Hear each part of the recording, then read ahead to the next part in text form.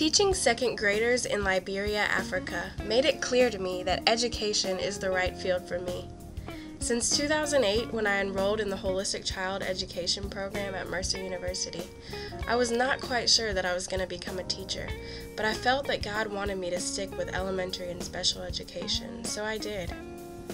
One of my goals I set before graduation in 2012 was to be a part of Mercer on Mission, and my dream finally came true.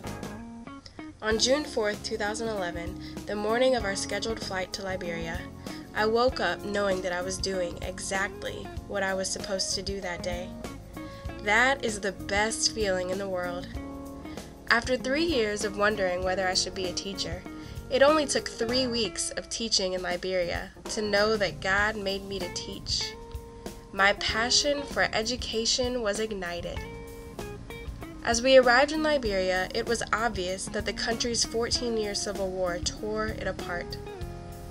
According to the U.S. Department of State, as of 2011, 68% of Liberians live below poverty level. With a destroyed education system, Liberians are struggling to educate students and to raise the 58% literacy rate. Rick's Institute is a symbol of hope for Liberia. This private boarding school provides education from kindergarten through 12th grade, with free primary education through 6th grade. Unfortunately, the school lacks many basic resources, including lunch for students and even plumbing. Despite these challenges, Rick's faculty is doing their part to educate its 600 students. Through Mercer on Mission, I had the opportunity to be a part of Rick's Institute's efforts by co-teaching in Mrs. Hamid's 2nd grade classroom with my fellow Mercerian, Julie.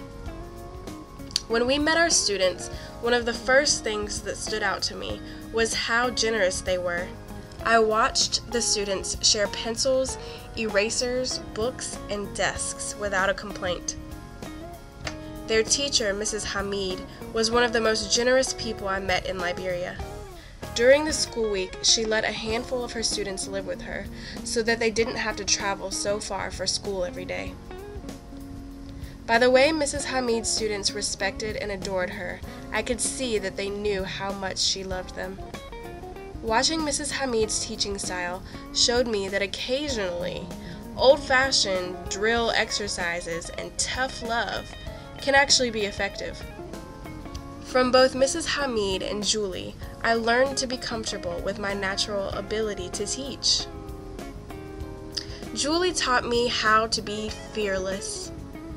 Inside and outside of the classroom, she was never afraid to be outrageously silly, and she made the most boring thing exciting. I was nervous about teaching, but Julie made it easy.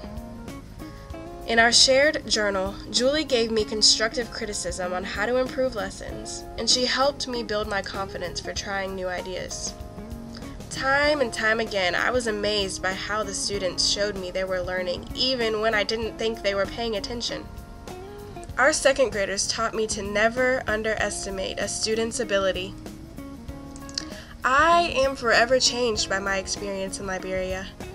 I have more of a mindset to share my things and my time. People are more important than money, reputation, or occupation. I have a greater appreciation for a community where people are involved in each other's lives, and I hope to create this community in my future classroom. I have many future aspirations, but I believe that the classroom is where I'm supposed to be for some time. The amazing thing about a classroom full of students is that I get to watch students develop their talents. In just 3 weeks, I met artists, scientists, mechanics, farmers, authors, cosmetologists, politicians, and principals who have such little resources but such ripe potential to be future leaders of Liberia. I met all these people in one tiny 2nd grade classroom full of big 2nd grade smiles.